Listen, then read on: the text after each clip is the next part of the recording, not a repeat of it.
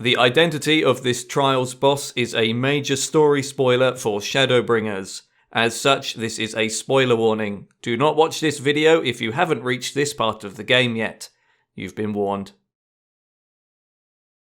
Hello and welcome to this updated video guide for completing the Seat of Sacrifice in Final Fantasy XIV Endwalker.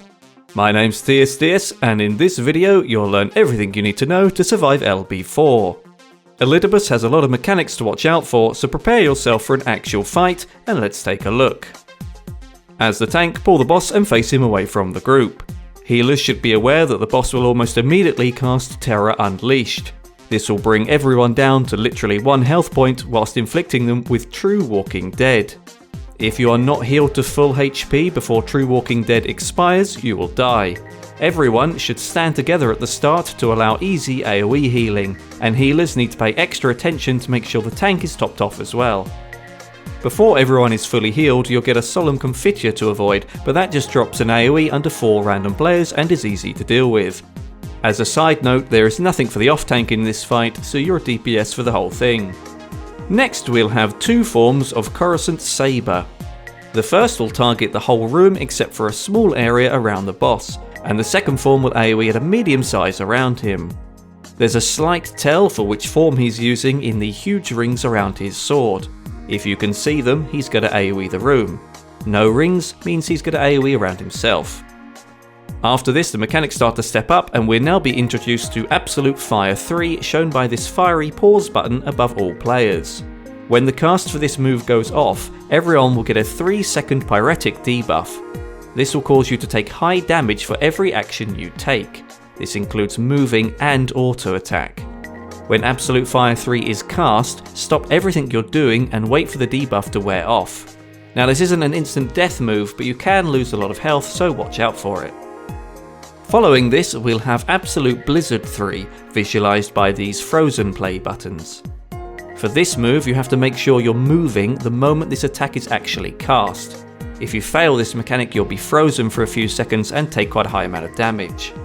Healers should expect moderate to high damage on random party members who fail these. With the tutorial phase over, the mechanics will step up again. This is where things start to get complicated, so listen up. Everyone should pay attention to Elidibus' cast bar from this point onwards, because he will now be able to cast imbued versions of Absolute Fire and Blizzard 3. You won't see the fiery pause or frozen play buttons for these casts, however there will be a noticeable fire or icy spell animation on the boss depending on which version is cast, so watch out for those if you missed his cast bar.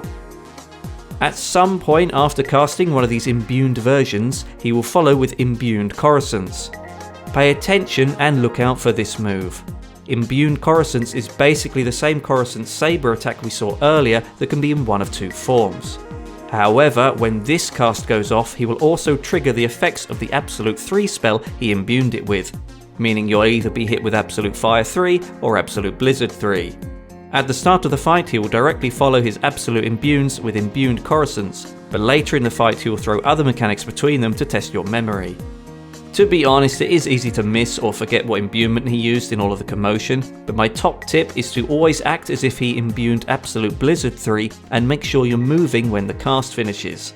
If he actually imbued Absolute Blizzard 3, you'll avoid getting frozen, and if he imbued Absolute Fire 3, you can just stop everything you're doing to avoid any extra damage. Because we're not even close to being done with the mechanics, we'll look at Sword of Light next. For this move, a massive room-wide triangle will be slowly drawn upon the floor by a big beam of light.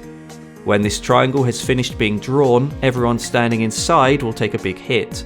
At the same time, Elidibus will also summon Worm, which basically AoEs 1 half of the room, signified by whatever half gets this huge red and black dragon appear over it. Just move yourself outside of the triangle, but prepare to move in case the worm comes to your side. The final mechanics of this phase include the Bitter End, which is just a tank buster to eat, and then Dragon Dive. Dragon Dive is quite high group damage, so healers be ready. After this, Elidibus will cast Ascendance.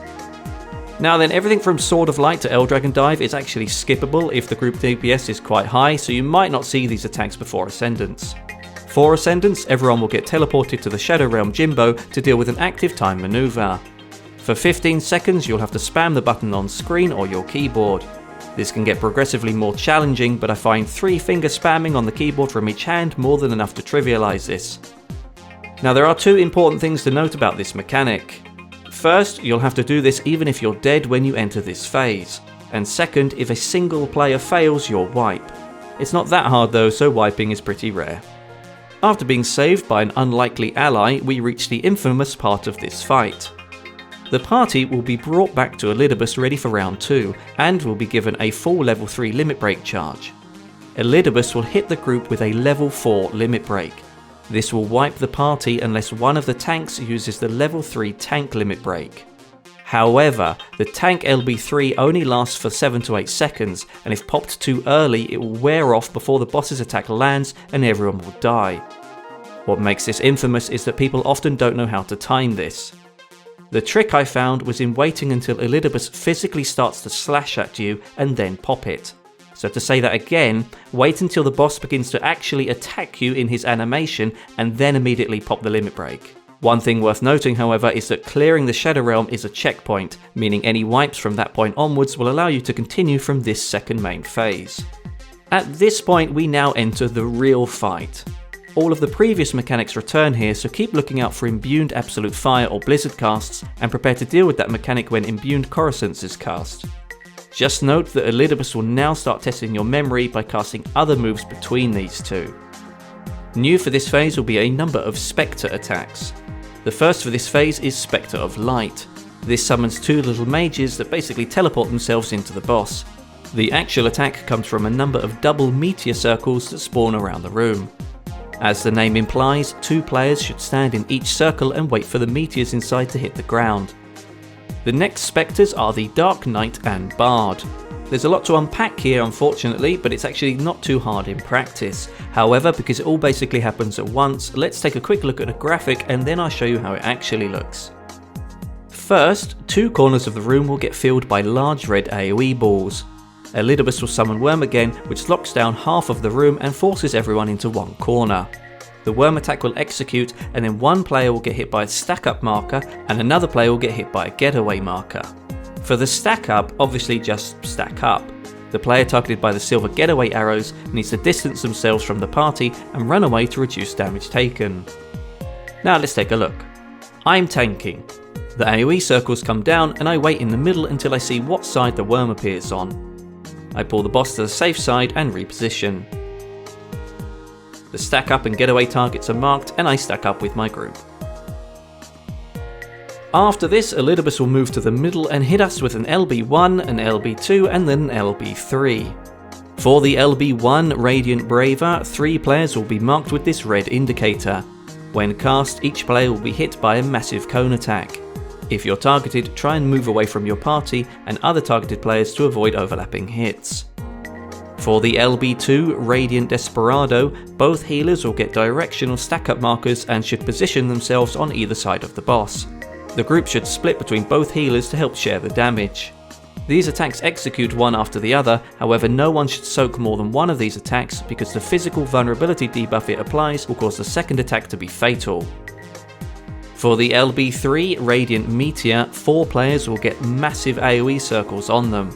Targeted players should head into the very corners of the room to create a safe spot in the middle. Try to avoid sharing corners or the overlap damage can be substantial. Healers should expect people to fail these mechanics, so watch out for high to fatal damage on some players. Because we haven't had nearly enough mechanics to try and learn, Sword of Light, the room-sized triangle AoE returns here too. Except now, 2 triangles will be drawn overlapping. This can be very difficult to comprehend in real time, so it might be worth dropping DPS temporarily to see where the safe zones will be. The 3 final mechanics to cover are additional spectres. The Spectral Summoner will summon 4 smaller worms, 1 in each corner. Each worm will tether to and face a random player. If you're targeted, position yourself so that the worm is not facing the group, because after a short delay they will cast a massive cone AoE in front of them. Unfortunately, this is another move where if someone fails, you won't be able to avoid taking a hit. Spectral Ninja will cover the room in knockback arrows, which will push the group in the direction shown. As the edges of the room deal high damage if you stand in them, just pop knockback immunity or position far enough away.